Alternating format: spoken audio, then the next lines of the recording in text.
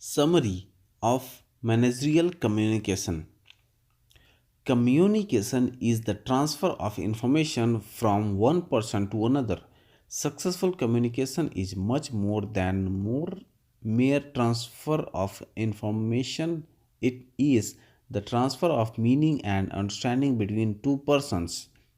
Communication has paved the way for modern civilization, and good of communication is the foundation for sound management. No managerial activity is possible without communication of some kind, and the major part of a manager's working time is devoted to communicating. Communication is accomplished through a process in which the sender encodes an idea which is transmitted through a channel to a receiver who decodes the message and gains an understanding of the idea of the sender. The reserve process of feedback also follows the same pattern during the entire process. Interference is created by noise, which can lead to distortion of the communication. Communication takes place either orally or in writing. It could be just one way or two way, which allows the sender and receiver to interact with each other.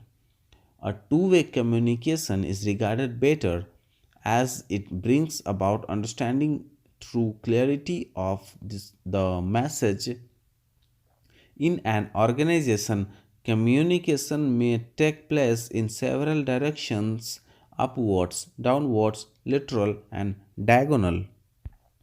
Words, either written or oral, convey a very small part of the communications.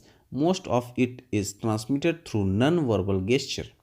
A manager thought a manager ought to be careful lest his non-verbal gesture contradict his verbal message.